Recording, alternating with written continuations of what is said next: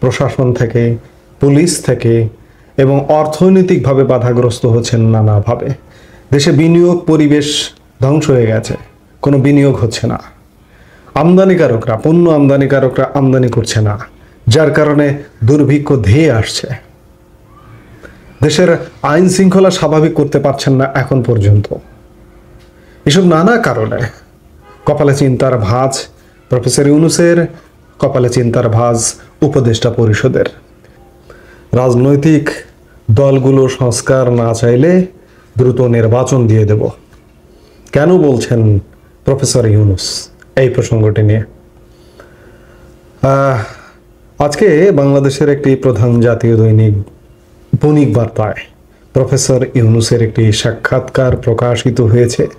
সেই সাক্ষাৎকারের হেডলাইন যে রাজনৈতিক দলগুলো সংস্কার না চাইলে দ্রুত নির্বাচন দিয়ে দেব। যে সরকারটি, যে প্রফেসর ইউনূস বলছেন বা প্রত্যাশা করছিলেন যে এক গাদা সংস্কার করবেন, প্রথমে 6টি সংস্কার কমিটি গঠন করেছেন, পরে আরো 4টি, 10টি সংস্কার কমিশন গঠন করে কাজ চালাচ্ছেন এবং এই সংস্কারগুলো শেষ করতে একটি দীর্ঘ সময়ের ধারণা পাচ্ছিলাম প্রফেসর ইউনূসের কাছ থেকে, ধারণা পাচ্ছিলাম এই সরকারের সেকেন্ড ম্যান আসিফ নজরুলের কাছ থেকে। এখন প্রফেসর ইউনূসের সুরটা খানিকটা নরম। আমি গতকালকেও সুর নরমের ব্যাপারে বলেছি যে আওয়ামী লীগের অংশগ্রহণের ব্যাপারে সুর নরম।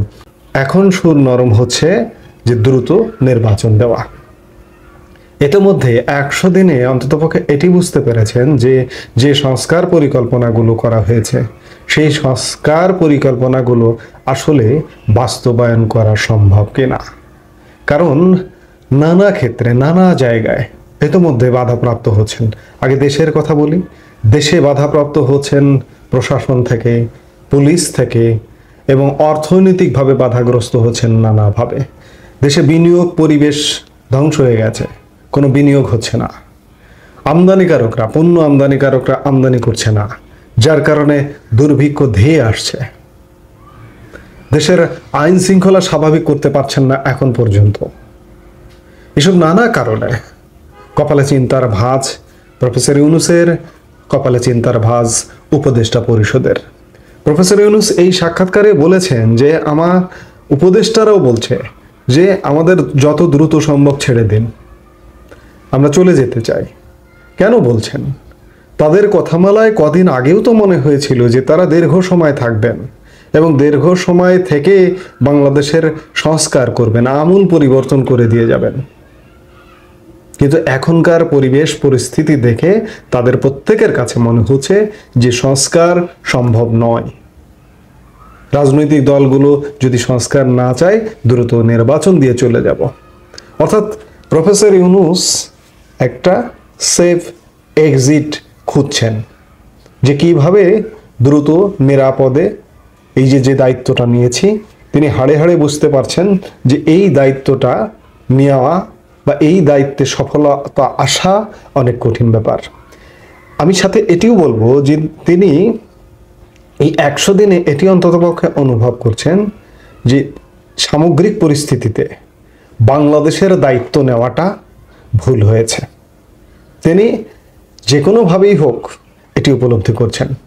এই যে সংস্কারের কথা বলছেন, সংস্কার এর আগের 16 বছর আগে একটি সরকার ছিল, তত্ত্বাবধায়ক সরকার, সেনা সমর্থিত তত্ত্বাবধায়ক সরকার। 2007 থেকে 8 এই 2 বছর যে সরকারটি ছিল, সেই সরকারটিও তো কিছু সংস্কার করেছিল। সেই সংস্কারগুলো কি টিকেছে? যদিও সেই সংস্কারটি কল্যাণমূলক ছিল। আমার এই মুহূর্তে একটি সংস্কারের কথা মনে পড়ছে, যে সংসদ সদস্যদের শুল্কমুক্ত সুবিধায় গাড়ি আমদানি, সেনা সমর্থিত সেই তত্ত্বাবধায়ক সরকার এটি রদ করেছিল। কিন্তু মজার বিষয়, আওয়ামী লীগ সরকার প্রথম সংসদে এসেই, প্রথম অধিবেশনে এসেই সেটি বাতিল করে দেয়। সংসদ সদস্যদের শুল্কমুক্ত গাড়ি আমদানির সুবিধা আবার চালু করে। এটি নানা কারণে, এটি রাজনৈতিক কারণে করতে হয় এ কারণে যে সংসদ সদস্যরাদের এলাকায় যেতে হয়, এলাকায় কাজ করতে হয়, কাজ করবার স্বার্থে তাদের গাড়ি দরকার এবং হেভি গাড়ি দরকার, কারণ গ্রামে গঞ্জে ঘুরতে হয়। আওয়ামী লীগ সেটা মহৎ উদ্দেশ্যেই করেছিল, কিন্তু এটিকে নিয়ে যদি কেউ ব্যবসা করে সেটি তো অন্যায়। সেটি করেছে, সংসদ সদস্যরা করেছে। তো কাজে এই যে সংস্কার এই যে অনেক সংস্কার করে দিয়ে যাবে, কিন্তু সংস্কার করে দিয়ে যাবেন, সংস্কার করে দিয়ে সেই সংস্কার কি বাংলাদেশ ধারণ করতে পারবে? এই চিন্তাটা কি আপনারা করছেন? হয়তো করছেন, হয়তো বা করছেন না। যার কারণে যে সংস্কারগুলো, এই যে এত সংস্কারের বহর, তখন নির্বাচিত সরকার থাকবে, তখন রাজনৈতিক সরকার থাকবে, এমনকি সংসদে একক সংখ্যাগরিষ্ঠ সরকারও থাকতে পারে। আপনারা যেটি চাইছেন, আপনারা হয়তো তড়িঘড়ি করে একটা ইলেকশন ইঞ্জিনিয়ারিং এর মাধ্যমে কাউকে ক্ষমতা হস্তান্তর করে দিয়ে চলে যেতে চাইছেন। যখন সেই রাজনৈতিক দলটি ক্ষমতায় থাকবে একক সংখ্যাগরিষ্ঠভাবে, তখন তার স্বার্থের পরিপন্থী যে ধারাগুলো আছে, যে সংস্কারগুলো আছে, সেগুলো বাতিল করে দেবে খুব স্বাভাবিকভাবে সংসদকে দিয়ে। তো কাজেই এই যে দীর্ঘ সংস্কারের জন্য সময় নেওয়ার পরিকল্পনাটি অযৌক্তিক। ইতোমধ্যে 100 দিন পেরিয়ে গেছে। আমরা আশা করব আগামী 1-2 মাসের মধ্যে, আমরা প্রত্যাশা করছি যে সরকার যখন নানাভাবে বাধাগ্রস্ত হচ্ছে, তখন এই অন্তর্বর্তীকালীন সরকারটি খুব দ্রুত এই মুহূর্তে আমরা অনেকে কল্পনাও করতে পারছি না যে খুব দ্রুত একটি নির্বাচন দিয়ে বিদায় হবে। আপনাদের মনে আছে নিশ্চয়ই যে 111-এর যে সেনা সমর্থিত তত্ত্বাবধায়ক সরকারটি ছিল, সেই সরকারটি কিন্তু আরও দীর্ঘ সময় থাকতে চাইছিল। কিন্তু এই যে দ্রব্যমূল্যের ঊর্ধ্বগতি, ঢাকা বিশ্ববিদ্যালয়ে ছাত্রদের একটা আন্দোলন ছিল, অস্থিরতা ছিল, সেই জায়গায় সেনাবাহিনীর সাথে ছাত্রদের একটা সাংঘর্ষিক ব্যাপার ঘটেছিল। সেই সব পরিস্থিতি দেখে সেই সরকার ভীত সন্ত্রস্ত হয়ে কিন্তু দ্রুত নির্বাচন দিয়ে চলে গেছে। আজকে নানা ঘটনা ঘটছে প্রতিনিয়ত অনৈক্য, আস্থাহীনতা, মানে সমাজে একটা ম্যাচাকার অবস্থা চলছে। আজকে যে মুহূর্তে আমি কথা বলছি, আগামীকালকে বাংলাদেশে কি ঘটবে আমি বলতে পারবো না। আমি যেমন অনুভব করছি, নিশ্চয়ই প্রধান উপদেষ্টা প্রফেসর ইউনূস থেকে শুরু করে উপদেষ্টা পরিষদও অনুভব করছেন। যার কারণে প্রধান উপদেষ্টার কণ্ঠ থেকে বেরিয়ে আসছে, উপদেষ্টারাও বলছেন যে আমাদেরকে দ্রুত ছেড়ে দিন। এবং প্রধান উপদেষ্টা প্রফেসর ইউনূসও মনে করছেন যে রাজনৈতিক দলগুলো যদি সংস্কার না চায়, তাহলে আমরা দ্রুত নির্বাচন দিয়ে চলে যাব। সময় ঘনিয়ে এসছে, নির্বাচন দেবেন। তবে কথা থেকে যায়, আমি এই বক্তব্যের ঠিক আগের একটি ভিডিও বক্তব্যে বলেছি, আওয়ামী লীগের জন্য আওয়ামী লীগের পরিবেশ বান্ধব নির্বাচন হবে না। আবারও একটা একদলীয় শাসন ব্যবস্থার দিকে যাচ্ছে দেশ। সেটি কাকে দেবে? সেটি ইলেকশন ইঞ্জিনিয়ারিং করে যার ভোট নেই তাকেও দিতে পারে, কিন্তু যেমন জামাতে ইসলামের ভোট নেই, 4-5% ভোট, তাহলে এই 4-5% ভোট আলাকেও কিন্তু ইলেকশন ইঞ্জিনিয়ারিং এর মাধ্যমে ক্ষমতা দিয়ে যেতে পারে। যদি দিয়ে যায়, যে সেই একদলীয় ব্যবস্থা যদি আবারও কায়েম করে, বাংলাদেশ অশান্তির দিকেই থাকবে। সেই ব্যবস্থা কায়েম করলে লং লাস্টিং হবে না, আবারও 6 মাসের মধ্যে নির্বাচন দিতে বাধ্য হবে। জানি না, সবকিছু মিলিয়ে একটা হযবরল অবস্থা।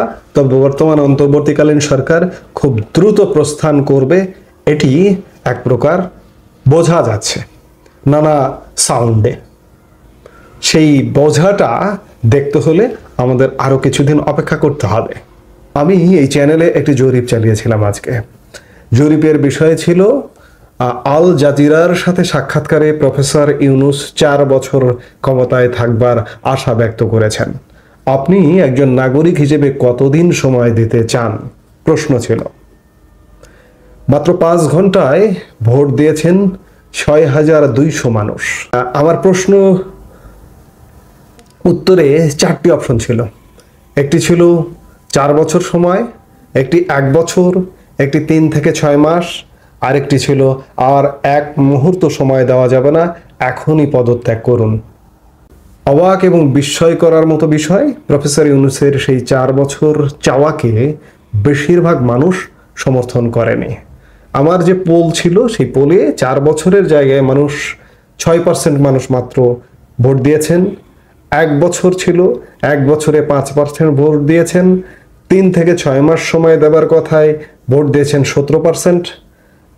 আর 1 মুহূর্ত সময় দেওয়া যাবেন এখনই পদত্যাগ করুনে ভোট দিয়েছেন 71%।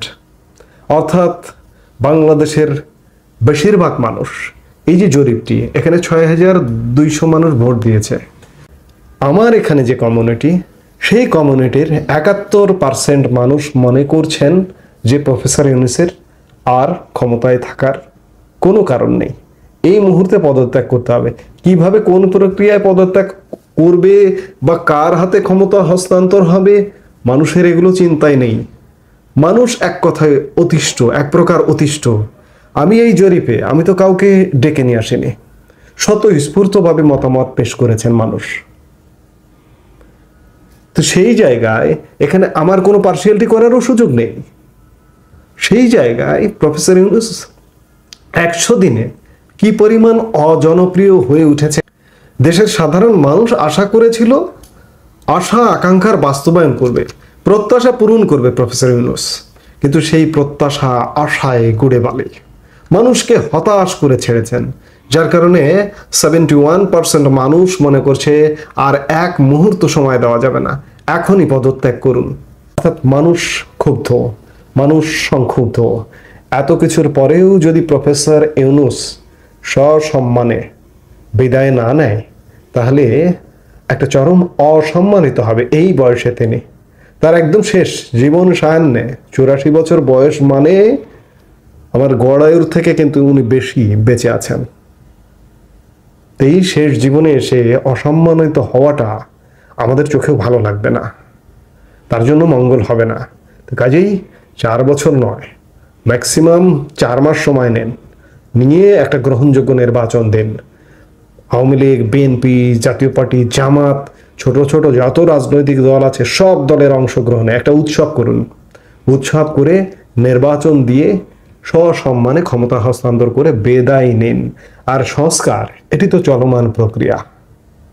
সংস্কার ঠিক আছে, রাজনৈতিক দলগুলো নানা কারণে নিজেদের স্বার্থের কারণে সংস্কার করবে না, কিন্তু উপায় তো নেই। আমি তো আপনাকে দিয়ে আর ভরসা করতে পারছি না, আপনি দেশটাই চালাতে পারছেন না, আপনি সংস্কার করবেন কিভাবে? এই সংকট আমাদের কোথায় নিয়ে যাবে একবার চিন্তা করছেন? ভয়াবহ পরিস্থিতির দিকে নিয়ে যাবে। আমরা রাজনৈতিক সরকারের অধীনে ছিলাম, একটা সিস্টেমের মধ্যে ছিলাম, একটা চেইন অফ কমান্ডের মধ্যে ছিলাম, কিন্তু আমাদের সিস্টেম একদম জিরোতে নেমে গেছে। একটা শরীরের পা থেকে মাথা পর্যন্ত যে সিস্টেম থাকে, তেমনি একটা দেশের একদম তৃণমূল পর্যায়ে ইউনিয়ন পরিষদের ওয়ার্ড থেকে শুরু করে সচিবালয় পর্যন্ত যে একটা সিস্টেম থাকে, সেই সিস্টেমটি ভেঙে পড়েছে। বাংলাদেশের মানুষ দেখছি, মেনে নিচ্ছি। কেন? বাংলাদেশের মানুষের সময় এসেছে যে 3 মাসে যা ক্ষতি হওয়ার হয়ে গেছে ঘুরে দাঁড়ানোর। 3 মাসে 30 বছর পিছিয়ে গেছে বাংলাদেশ। আরো যদি অপেক্ষা করেন তাহলে বাংলাদেশ কোথায় যাবে এটি বলা কঠিন। আফ্রিকার দুর্ভিক্ষ পীড়িত দেশগুলোর মতো হয়ে যেতে পারে বাংলাদেশ। আমরা সেদিকেই লক্ষ্য করছি, সেদিকেই যাচ্ছি।